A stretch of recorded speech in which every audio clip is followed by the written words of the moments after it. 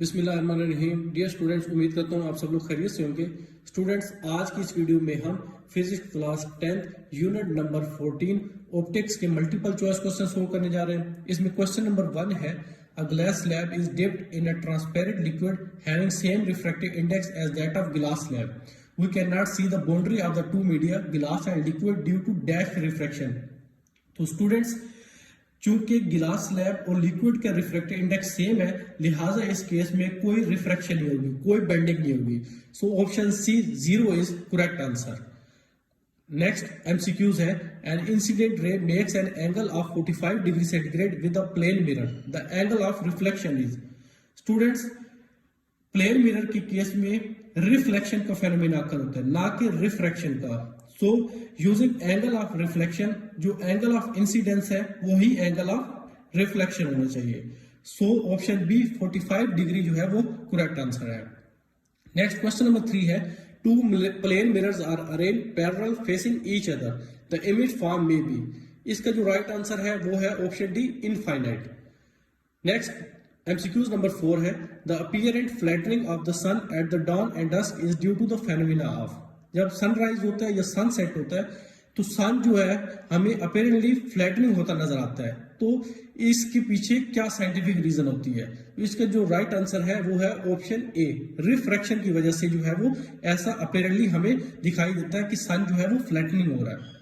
Next question number 5 है, on summer days you see the reflection on roads which is called mirage, it is due to.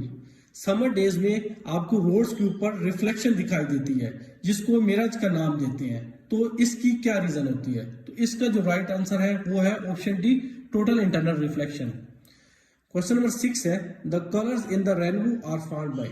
आसमान पे जो हमें rainbow बनती दिखाई देती है उसकी क्या रीजन होती है? Refraction, reflection, dispersion, total internal reflection. तो इसका जो राइट आंसर है वो है ऑप्शन सी, डिस्पर्शन। और ये आपके एग्जाम के पॉइंट ऑफ व्यू से बहुत इंपॉर्टेंट एमसीक्यूज है।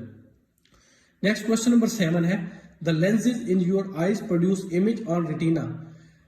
आपकी आईज में जो लेंसेज होती हैं उनकी वजह से रेटिना पे जो इमेज फॉर्म होती है वो इन्वर्टेड एंड वर्चुअल होती है, इन्वर्टेड एंड रियल होती है, इरेक्ट एंड वर्चुअल होती है या इरेक्ट एंड रियल होती है। तो जो इसका करेक्ट आंसर है वो है option B, inverted and real. Next MCQs number 8 है, what is the speed of light in diamond if its refractive index is 2.5। हमने डायमंड में स्पीड ऑफ लाइट कैलकुलेट करनी है। अगर डायमंड का रिफ्रैक्टिव इंडेक्स 2.5 हो तो इस एमसीक्यूज को कैलकुलेट करने के लिए आपने फार्मूला यूज करना है, v equal to C divided by N. c speed of light है जिसकी वैल्यू हमें पता है, ये कांस्टेंट होती है 3 × 10⁸ मीटर पर सेकेंड।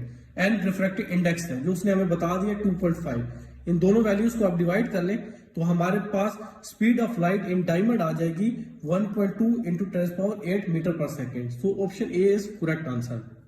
क्वेश्चन नंबर 9 है, in a convex mirror when the object is placed at C the image form will be. एक कन्वेक्स मिरर में अगर ऑब्जेक्ट को हम सेंटर ऑफ कर्वेचर पे पुट करते हैं तो जो हमारे पास इमेज फॉर्म है, जो इमेज फॉर्म होगी वो स्मॉलर होगी, लार्जर होगी, सेम साइज की होगी या जीरो साइज की होगी। तो इसका जो राइट आंसर है वो है ऑप्शन ए, जो इमेज फॉर्म होगी वो स्मॉलर होगी। नेक्स्ट एमसीक्यूज नंबर 10 है, the working principle of optical fibres is. Optical fibres जो है वो किस प्रिंसिपल के ऊपर वर्क करते हैं?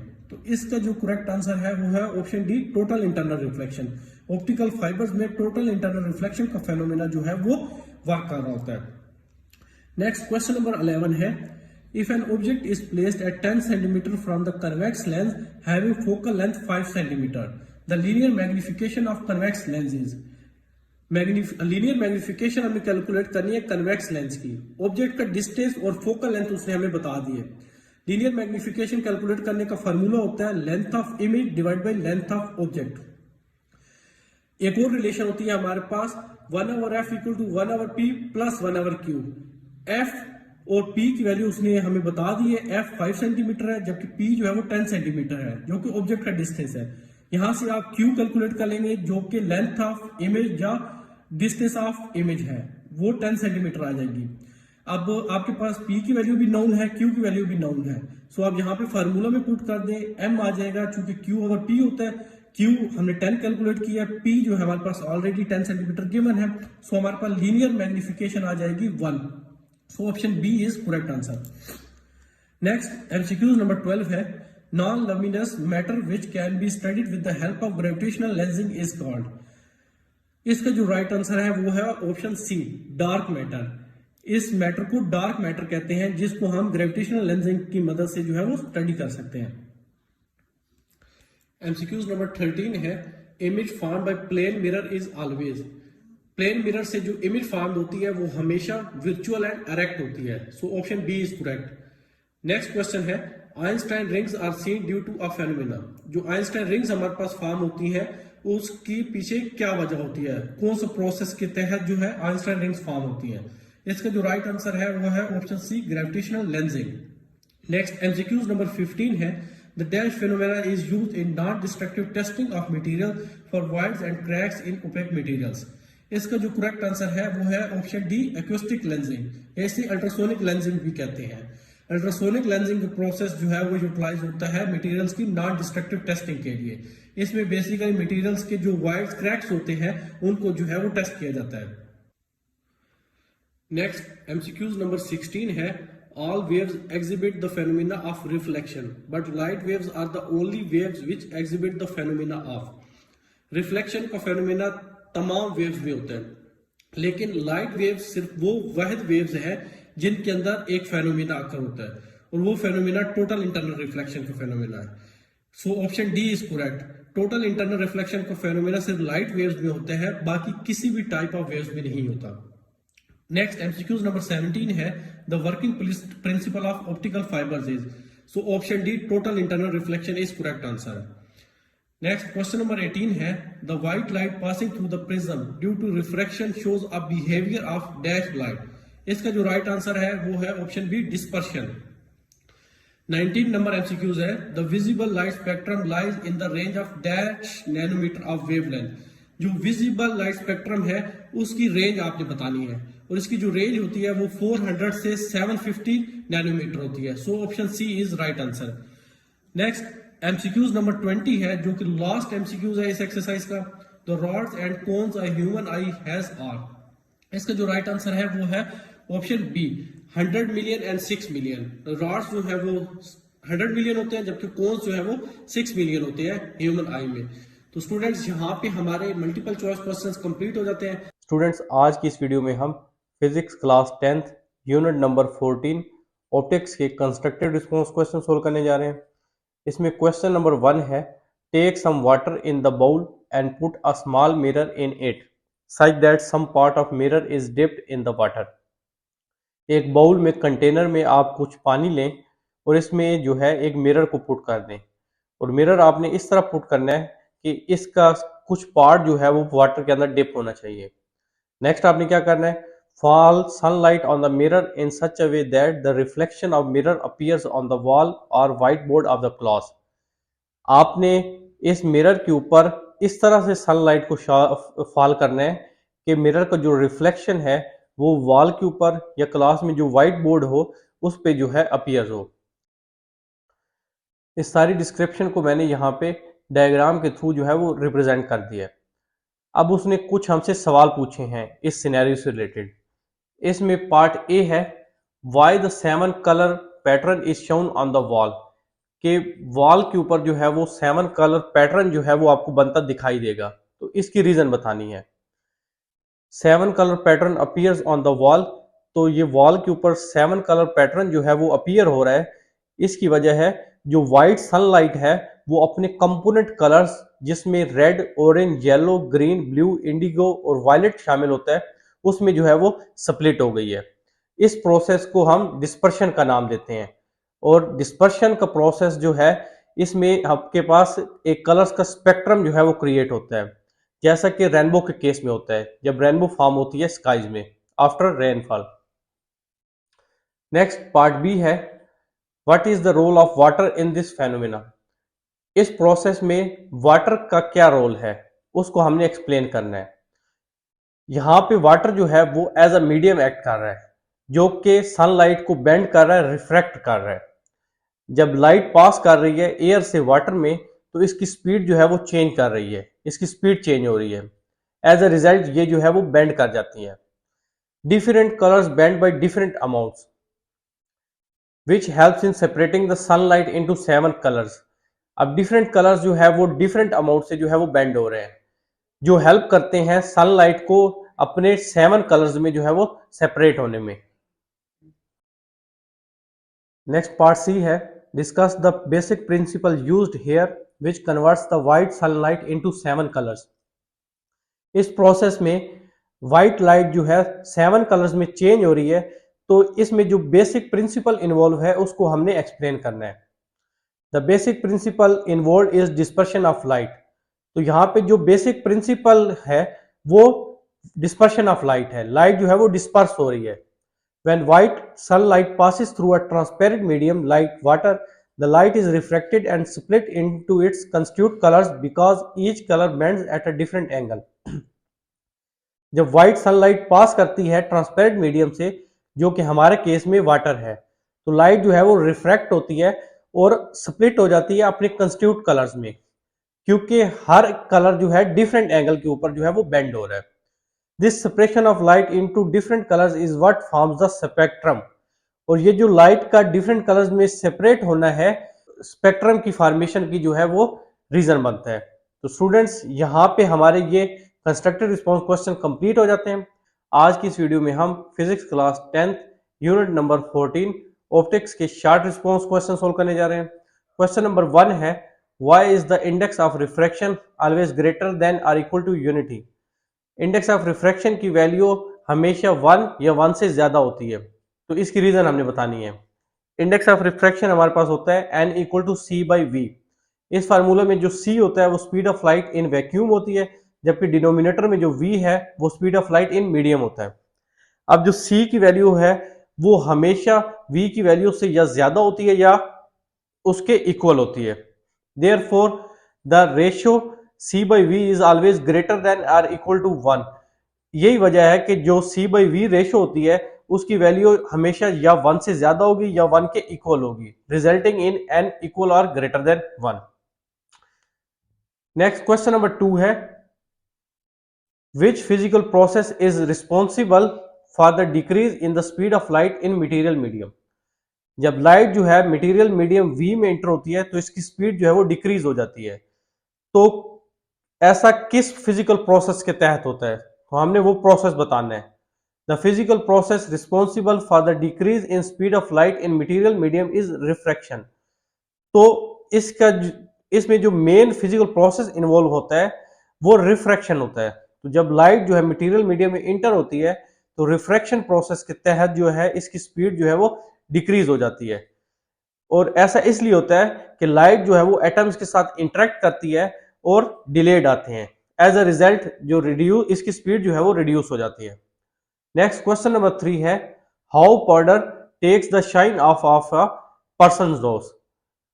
तो जो पाउडर होता है वो ऑयल को ऑब्जर्व कर लेता है और लाइट जो है वो स्कैटर हो जाती है। एज अ रिजल्ट जो स्पेकुलर रिफ्लेक्शन होता है वो रिड्यूस हो जाता है और सरफेस जो है वो डल हो जाती है। यहाँ पे जो मैट है उसका मतलब जो है वो डल है। क्वेश्चन नंबर 4 है, why an object in water always appears to be elevated to its real depth. एक ऑब्जेक्ट जो है वाटर में अपनी रियल डेप्थ से हमेशा एलिवेटेड दिखाई देता है, तो इसकी रीजन हमने बतानी है। तो इसकी जो मेन रीजन है वो है रिफ्रैक्शन। जब लाइट वाटर से एयर मीडियम में पास होती है तो ये नॉर्मल से अवे बेंड हो जाती है, और ये जो बेंडिंग ऑफ लाइट है इसके रिजल्ट में ऑब्जेक्ट की एक वर्चुअल इमेज क्रिएट हो जाती है। As a result of which object जो है वो अपीयर होता है closer to the surface than its actual depth. Next question number 5 है, refractive index of air is lower for air at high temperatures, explain. High temperatures पे जाकर air का refractive index जो है वो कम हो जाता है, तो इसको हमने एक्सप्लेन करना है। तो यहाँ पे इसके पीछे मेनली 2 रीजंस होती हैं। Number 1 density decreases, number 2 refractive index relation. दोनों को स्टेप बाय स्टेप जो है एक्सप्लेन कर लेते हैं। Density decreases, as temperature increases air density decreases. जब टेम्परेचर इंक्रीज होता है तो एयर की डेंसिटी जो है वो डिक्रीज कर जाती है। Number 2, refractive index relation. Refractive index is directly proportional to the density. अब जो रिफ्रैक्टिव इंडेक्स होता है ये डेंसिटी के डायरेक्टली प्रोपोर्शनल होता है। डायरेक्टली प्रोपोर्शनल से क्या मुराद है, अगर रिफ्रैक्टिव इंडेक्स ज्यादा हो रहा है तो डेंसिटी ज्यादा हो जाएगी, अगर रिफ्रैक्टिव इंडेक्स डिक्रीज हो रहा है तो डेंसिटी भी डिक्रीज कर जाएगी। चूंकि हाई टेम्परेचर्स पर डेंसिटी डिक्रीज हो जाती है, लिहाजा और रिफ्रैक्टिव इंडेक्स जो है वो डायरेक्टली प्रोपोर्शनल है डेंसिटी के, सो डेंसिटी के कम होने की वजह से रिफ्रैक्टिव इंडेक्स जो है वो डिक्रीज कर जाता है। नेक्स्ट क्वेश्चन नंबर 6 है, rainbow forms due to dispersion of light by the rain drop suspended in air. Rainbow जो फॉर्म होती है आसमान में वो बेसिकली डिस्पर्शन ऑफ लाइट की वजह से होती है। How double rainbow form, double rainbow कैसे फॉर्म होती है, can a triple rainbow be form, क्या ऐसा हो सकता है कि कभी ट्रिपल रेनबो फॉर्म हो। तो ये बेसिकली एक क्वेश्चन में उसने हमसे 2 क्वेश्चन पूछे हैं। तो पहले हम आंसर कर लेते हैं हाउ डबल रेनबो फॉर्म, कि डबल रेनबो किस तरह फॉर्म होती है। तो simply a double rainbow forms due to a second internal reflection inside rain drops. अगर रेन ड्रॉपलेट्स के अंदर सेकंड इंटरनल रिफ्लेक्शन हो रही होगी तो डबल रेनबो का प्रोसेस जो है वो अकर होगा आसमान में। अ ट्रिपल रेनबो इज पॉसिबल, ऐसा मुमकिन है कि एक ट्रिपल रेनबो भी जो है फॉर्म हो सकती है, बट इट्स वेरी रेयर, लेकिन ऐसा बहुत कम होता है, एंड मच फेंटर। और अगर ट्रिपल रेनबो आसमान में फॉर्म होती भी है तो वो बहुत जो है लाइट होती है, बहुत डिम होती है। क्वेश्चन नंबर 7 है, can you photograph a virtual image, explain. क्या आप वर्चुअल इमेज का फोटोग्राफ ले सकते हैं, एक्सप्लेन करें। Yes, a virtual image can be photograph. तो ऐसा मुमकिन है, एक वर्चुअल इमेज का फोटोग्राफ लिया जा सकता है, because it's formed by light rays that appears to come from a location. A camera can capture that light. एक कैमरा जो है, कैमरे की मदद से इस लाइट को जो है वो आप कैप्चर कर सकते हैं। क्वेश्चन नंबर 8 है, what is mean by the negative magnification. Negative magnification से जो है वो क्या मुराद है, इसको जरा हमने थोड़ा सा एक्सप्लेन करना है। Negative magnification indicates that image is inverted and real. Negative magnification का मतलब है इमेज जो है वो रियल है और इन्वर्टेड है। This occurs in certain optical system such as convex lenses and concave mirrors. और ऐसा बहुत से ऑप्टिकल सिस्टम में जो है वो मुमकिन होता है, जैसा कि कन्वेक्स लेंसेज, कनकेव मिरर्स, ऐसे कुछ ऑप्टिकल सिस्टम्स की जो है वो एग्जांपल्स हैं। क्वेश्चन नंबर 9 है, can a flat transparent glass be considered as a lens of infinite focal length. क्या एक ट्रांसपेरेंट गिलास, फ्लैट ट्रांसपेरेंट गिलास को आप एक ऐसी लेंस जिसकी इनफाइनाइट फोकल लेंथ है कंसिडर कर सकते हैं। अगर ऐसा मुमकिन है तो इस केस में इमेज जो है वो कहां फॉर्म होती है। यस, ऐसा मुमकिन है, because it does not bend rays significantly. क्योंकि जो ट्रांसपेरेंट ग्लास होता है ये रेज को बहुत ज्यादा सिग्निफिकेंटली बेंड नहीं करता। It's considered to have infinite focal length, लिहाजा इसकी फोकल लेंथ को कंसिडर किया जाता है कि वो इनफाइनाइट है। Forming the image at the same location as the object. और जिस पॉइंट पर ऑब्जेक्ट होता है सेम पॉइंट पर जो है, सेम लोकेशन पर इमेज जो है वो फॉर्म होती है in case of flat transparent glass. Question number 10 है, if we dip a lens in water what would happen to its focal length, elaborate.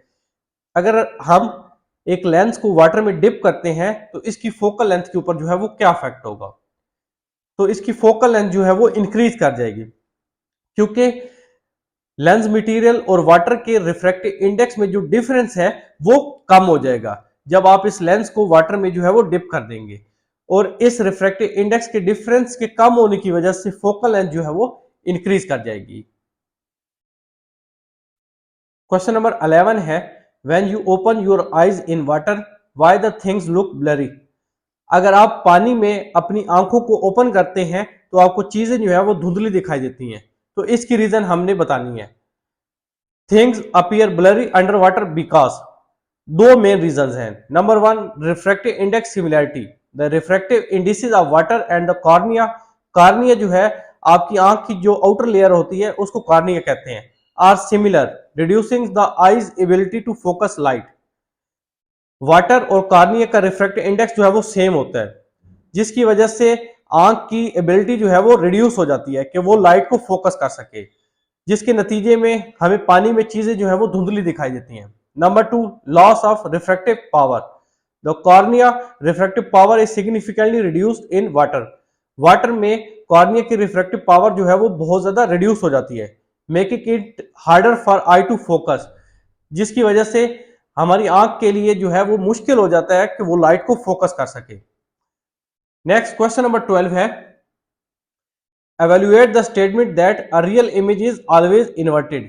एक स्टेटमेंट गिवन है कि रियल इमेज हमेशा इन्वर्टेड होती है। इस स्टेटमेंट को हमने एवेल्युएट करना है। Generally true for single lens mirror systems.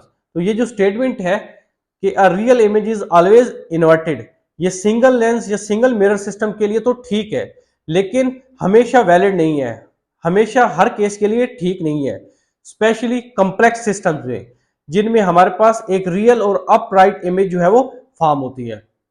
Next question number 13 है, argue about the nature of gravitational lensing as optical और not. Gravitational lensing optical in nature होते हैं या ऑप्टिकल इन नेचर नहीं होते, इस स्टेटमेंट को हमने एक्सप्लेन करना है। Gravitational lensing is not an optical phenomena in the classical sense. तो gravitational lensing is optical phenomena नहीं है। दो मेन रीजंस हैं। Number 1, bending of space-time. Gravitational lensing occurs due to the bending of space-time around massive objects such as galaxies or black holes according to general relativity. General relativity के तहत gravitational lensing को process तब होता है जब space time जो है वो बेंड होती है around massive objects. For example galaxies हैं, ब्लैक होल्स हैं, या इस तरह कोई और मैसिव ऑब्जेक्ट हो उसके around. Number 2, not refraction. Unlike optical lenses which bend light through refraction, optical lenses में light bend होती है refraction process के through, while gravitational lensing bends light due to the curvature of space-time itself. जबकि gravitational lensing में light bend होती है space-time के itself curvature की वजह से। क्वेश्चन नंबर 14 है, inspect the reason for the curve ceilings of school halls. School halls auditoriums की जो छतें हैं वो कर्व बनाई जाती हैं, इसकी हमने रीजन बतानी है। तो इसकी मेनली दो रीजंस हैं। Number 1, improve acoustics. The curve shape helps to distribute sound waves evenly throughout the hall, reducing echoes and improving sound clarity. तो छतें कर्व बनाने का फायदा एक तो ये होता है कि इकोस जो है वो रिड्यूस हो जाती हैं और साउंड की जो क्वालिटी लेवल है वो इंप्रूव हो जाता है। Number 2, enhance sound reflection. The curvature allows sound to reflect off the ceiling and reach the audience more effectively. Curvature का एक फायदा ये भी होता है कि सीलिंग से साउंड जो है वो रिफ्लेक्ट हो जाता है और ऑडियंस तक मोर इफेक्टिवली जो है वो पहुंच सकता है। Now comes to the question number 15 और ये लास्ट क्वेश्चन है हमारी इस एक्सरसाइज का। Propose a reason for producing more sound by an empty container as compare to a filled one. अगर आपके पास दो कंटेनर है, एक एम्प्टी कंटेनर है, दूसरा फिल्ड कंटेनर है, तो जो एम्प्टी कंटेनर है उसमें ज्यादा साउंड जो है वो प्रोड्यूस होगा as compare to filled one. तो इसकी हमने रीजन बतानी है। मेनली दो रीजंस हैं। Number 1, air cavity. The empty space inside the container allows for resonance and amplification of sound waves. तो जो एम्प्टी कंटेनर है उसमें एम्प्टी स्पेस मौजूद है, उसकी वजह से रेजोनेंस का फेनोमेना होगा इसमें और साउंड वेव्स जो है वो एम्पलीफाई हो जाएंगी। Number 2, vibrations. The containers wall can vibrate more freely when empty, producing a louder sound. तो जब कंटेनर एम्प्टी है तो इसकी वॉल्स जो है वो मोर फ्रीली वाइब्रेट कर सकती हैं, as a result of which जो साउंड प्रोड्यूस होगा वो लाउडर होगा। तो स्टूडेंट्स यहाँ पे हमारे ऑप्टिक्स चैप्टर के जो शॉर्ट रिस्पॉन्स क्वेश्चन है वो कंप्लीट हो जाते हैं। स्टूडेंट्स आज की इस वीडियो में हम physics class 10th unit number 14 optics के न्यूमेरिकल रिस्पॉन्स क्वेश्चन सोल्व करने जा रहे हैं। न्यूमेरिकल नंबर 1 है, calculate the angle of refraction at the boundary of two media if the angle of incidence is 37 degree. हमने angle of refraction find करना है दो मीडियम के बाउंड्री के ऊपर और एंगल ऑफ इंसिडेंस उसने हमें दे दिया 37 डिग्री है। ये दो मीडियम है, एक मीडियम एक्स है, एक मीडियम y है। ये रेज आ रही हैं, एंगल ऑफ इंसिडेंस गिवन है 37 degree.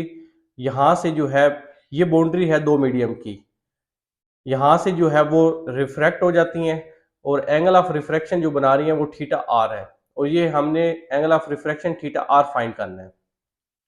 Students, angle of refraction find करने के लिए हमें इन दोनों मीडियम का रिफ्रैक्टिव इंडेक्स पता होना चाहिए। मीडियम एक्स का रिफ्रैक्टिव इंडेक्स क्या है, मीडियम वाई का रिफ्रैक्टिव इंडेक्स क्या है। तो क्वेश्चन को सोल्व करने के लिए हम सपोज कर लेते हैं कि जो हमारा एक्स मीडियम है ये एयर है, जबकि जो वाई मीडियम है वो गिलास है। और एयर के लिए जो रिफ्रैक्टिव इंडेक्स होता है वो 1 होता है, जबकि गिलास के लिए जो रिफ्रैक्टिव इंडेक्स होता है वो 1.5 होता है। असल में इस क्वेश्चन में असूलन उसको आपको बताना चाहिए था कि मीडियम 1 कौन सा है, मीडियम 2 कौन सा है, और उसके रिफ्रैक्टिव इंडेक्स भी देने चाहिए थे, लेकिन उसने नहीं दिए। तो हम ये खुद से जो है अज्यूम कर रहे हैं कि मीडियम 1 एयर है, जबकि मीडियम वाई जो है वो हमारे पास गिलास है, ताकि हमारे पास एक आंसर जो है न्यूमेरिक आंसर जो है वो हमारे पास आ जाए। और हमने एंगल ऑफ रिफ्रैक्शन फाइंड करना है, उसको थीटा आर से रिप्रेजेंट कर रहे हैं। यहाँ पे जो सबस्क्रिप्ट में आई और आर है, ये आई रिप्रेजेंट कर रहा है इंसिडेंस को, आर जो है रिप्रेजेंट कर रहा है रिफ्रैक्शन को। Using Snell law, Snell law में क्या कहते हैं, n1 sin theta I equal to n2 sin theta r. अब n1 n2 और थीटा आई की वैल्यूज हमें गिवन है, हम डेटा में लिख चुके हैं। थीटा आर हमने जो है वो कैलकुलेट करना है। आप यहाँ पे n1 थीटा आई n2 की वैल्यूज पुट कर दें, थोड़ा सा सिंप्लीफाई करें तो हम इस स्टेप पे आ जाएंगे कि साइन थीटा आर इक्वल आ रहा है 0.4012 के, क्योंकि हमने थीटा आर कैलकुलेट करना है, उसके लिए हमें इस वैल्यू का साइन इनवर्स लेना पड़ेगा। सो थीटा आर हमारे पास आ जाएगा साइन इनवर्स 0.4012। जब आप कैलकुलेटर की मदद से साइन इनवर्स करेंगे इस वैल्यू का, तो आपके पास एंगल ऑफ रिफ्रैक्शन आ जाएगा 23.6 डिग्री, जबकि आपकी बुक में जो आंसर गिवन है वो डिफरेंट है, वो इनकरेक्ट आंसर है। जो राइट आंसर आ रहा है वो है 33.6 डिग्री। सेकंड न्यूमेरिकल है, calculate the speed of light in a medium if it's refractive index is 1.7। एक मीडियम का रिफ्रैक्टिव इंडेक्स गिवन है 1.7। हमने इस मीडियम में स्पीड ऑफ लाइट को जो है वो कैलकुलेट करना है। सबसे पहले डाटा लिख लेते हैं। रिफ्रैक्टिव इंडेक्स को n से रिप्रेजेंट करते हैं, स्मॉल n से, और इसकी वैल्यू 1.7 है। स्पीड ऑफ लाइट जो कि वैक्यूम में होती है इसको c से रिप्रेजेंट करते हैं, और इसकी वैल्यू कांस्टेंट होती है, और ये 3 × 10⁸ मीटर पर सेकेंड होती है। जबकि speed of light in any medium इसको v से रिप्रेजेंट किया जाता है, और ये हमने कैलकुलेट करनी है। अब हमारे पास एक फार्मूला है n = c/v। n यहाँ पे रिफ्रैक्टिव इंडेक्स है, c स्पीड ऑफ लाइट है वैक्यूम में, जबकि v जो है स्पीड ऑफ लाइट है मीडियम में। n और c की वैल्यू हमें नाउन है, हमने v कैलकुलेट करना है, तो यहाँ से v आ जाएगा c/n। अब आप इस फार्मूला में c और n की वैल्यू पुट कर दें। जब आप कैलकुलेट करेंगे तो आपके पास speed of light in medium आ जाएगी 1.76 × 10⁸ मीटर पर सेकेंड। थर्ड न्यूमेरिकल है, a light ray moving through a medium of refractive index 1.6 enters at an angle of incidence 21 degree into the other medium of refractive index 1.7. Calculate the angle of refraction. ये numerical first numerical की तरह ही है। इसमें कह रहा है कि एक लाइट रे है जो एक मीडियम से मूव कर रही है जिसका रिफ्रैक्टिव इंडेक्स 1.6 है, और ये लाइट रे इंटर हो रही है एक दूसरे मीडियम में जिसका रिफ्रैक्टिव इंडेक्स 1.7 है, और जो एंगल ऑफ इंसिडेंस ये बना रही है वो 21 डिग्री है। तो आपने एंगल ऑफ रिफ्रैक्शन कैलकुलेट करना है। सबसे पहले डाटा लिख लेते हैं। चूंकि दो मीडियम है, दो रिफ्रैक्टिव इंडेक्स गिवन है। फर्स्ट मीडियम का जो रिफ्रैक्टिव इंडेक्स है उसको n1 कह दिया और इसकी वैल्यू 1.6 है। सेकंड मीडियम का जो रिफ्रैक्टिव इंडेक्स है उसको n2 से रिप्रेजेंट कर रहे हैं और इसकी वैल्यू जो है 1.7 है। जो एंगल ऑफ इंसिडेंस बना रही है ये लाइट रे, उसको थीटा आई से रिप्रेजेंट कर रहे हैं। आई जो है सबस्क्रिप्ट में ये रिप्रेजेंट कर रहा है एंगल ऑफ इंसिडेंस को, ये 21 डिग्री है, और हमने angle of refraction theta R calculate करना है। अब सॉल्यूशन है using Snell law, n1 sin theta आई इक्वल होता है n2 sin थीटा आर के। n1 थीटा आई और n2 की वैल्यूज हमारे पास नाउन है। आप यहाँ पे फार्मूला में पुट कर दें। जब आप सोल्व करेंगे तो आपके पास sin थीटा आर आ जाएगा 0.3372 के इक्वल। चूंकि हमने थीटा आर कैलकुलेट करना है उसके लिए इस वैल्यू का हमें साइन इनवर्स लेना पड़ेगा। सो थीटा आर हमारे पास आ जाएगा साइन इनवर्स 0.3372। जब आप इसका इनवर्स लेंगे कैलकुलेटर की मदद से तो आपके पास एंगल ऑफ रिफ्रैक्शन आ जाएगा 19.71 डिग्री, जो कि हमारा रिक्वायर्ड आंसर है। अब फोर्थ न्यूमेरिकल है assess the value of the critical angle if light travels from a medium of refractive index 1.63 into a medium of refractive index 1.35। अब यहाँ पे हमने क्रिटिकल एंगल फाइंड करना है। अगर लाइट जो है ट्रेवल कर रही है एक मीडियम में जिसका रिफ्रैक्टिव इंडेक्स 1.63 है और वो इंटर हो रही है एक दूसरे मीडियम में जिसका रिफ्रैक्टिव इंडेक्स 1.35 है, तो डेटा लिखा है सबसे पहले। N1 मीडियम फर्स्ट का रिफ्रैक्टिव इंडेक्स है जो कि 1.63 है, सेकंड मीडियम का रिफ्रैक्टिव इंडेक्स N2 1.35 है, और क्रिटिकल एंगल चूंकि हमने फाइंड करना है इसको थीटा सी से रिप्रेजेंट करते हैं। सबस्क्रिप्ट में सी जो है ये शो कर रहा है क्रिटिकल को। अगेन यहाँ पे आपने स्नेल लॉ ही यूज करना है, लेकिन स्नेल लॉ यहाँ पे थोड़ा सा मॉडिफाई हो जाता है। जब आप क्रिटिकल एंगल की बात करते हैं तो इस केस में angle of refraction theta r जो है उसकी वैल्यू 90 होनी चाहिए। तो जो फार्मूला होता है हमारे पास स्नेल लॉ का N1 sine theta I equal to N2 sine theta r, जब थीटा आर 90 होगा तो साइन 91 हो जाएगा। तो ये फार्मूला इस तरह कुछ मॉडिफाई हो जाएगा और एंगल ऑफ इंसिडेंस यहाँ पे क्रिटिकल एंगल से रिप्लेस हो जाएगा। सो ये फार्मूला बन जाएगा N1 sine theta c equal to N2, जिसको सिंप्लीफाई करके मैंने लिख दिया sine theta c equal to N2 divide by N1। आप डायरेक्ट भी इसे मेमोराइज कर सकते हैं कि क्रिटिकल एंगल फाइंड करने का जो फार्मूला होता है वो होता है sine theta c equal to N2 divide by N1। ये कहां से आता है वो मैंने आपको एक्सप्लेन कर दिया। अब N1 और N2 की वैल्यू आपको नोन है, आप यहाँ पे पुट कर दें, इन दोनों की रेशो ले लें तो साइन थीटा सी आ जाएगा 0.8282 के इक्वल। क्योंकि हमने थीटा सी कैलकुलेट करना है उसके लिए इस न्यूमेरिक वैल्यू का हमें साइन इनवर्स कर लेना पड़ेगा। सो थीटा सी हमारे पास आ जाएगा साइन इनवर्स 0.8282। जब कैलकुलेटर की मदद से आप साइन इनवर्स लेंगे इस वैल्यू का तो आपके पास क्रिटिकल एंगल आ जाएगा 55.9 डिग्री, जो कि रिक्वायर्ड आंसर है हमारा न्यूमेरिकल नंबर 4 का।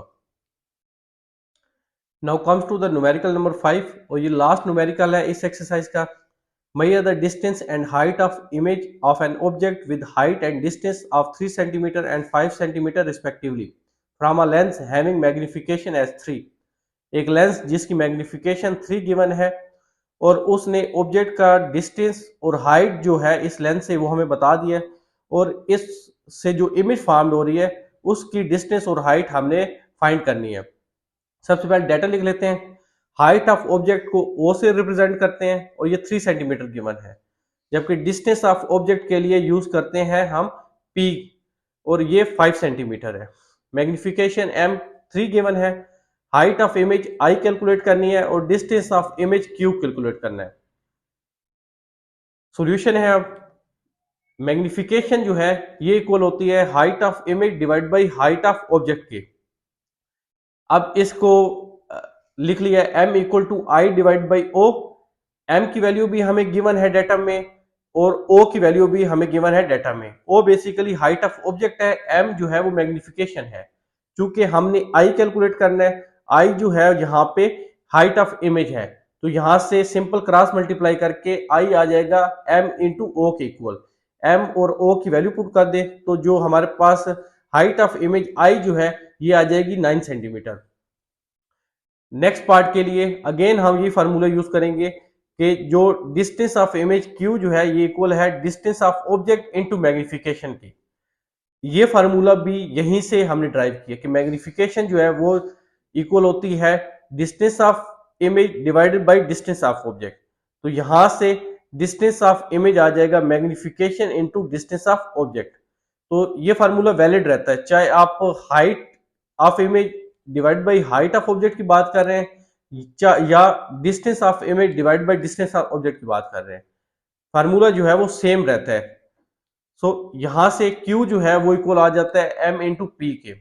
m की वैल्यू 3 है जो कि मैग्निफिकेशन है, P जो है वो डिस्टेंस ऑफ ऑब्जेक्ट है जो कि 5 सेंटीमीटर गिवन है, तो यहां से Q जो है वो आ जाएगा 3 इंटू 5 15 सेंटीमीटर। सो जो हमारे पास Q जो है डिस्टेंस ऑफ इमेज वो इस केस में आ रहा है 15 सेंटीमीटर। तो स्टूडेंट्स यहाँ पे ये हमारे न्यूमेरिकल्स कंप्लीट हो जाते हैं। अगर आपको कोई क्वेश्चन हो तो कमेंट सेक्शन में जरूर बताएं। वीडियो पसंद आए तो वीडियो को लाइक शेयर कर दें। चैनल पे नए हैं तो चैनल को सब्सक्राइब कर दें। अपना बहुत ख्याल रखिएगा। मिलते हैं नेक्स्ट वीडियो में, तब तक के लिए अल्लाह हाफिज।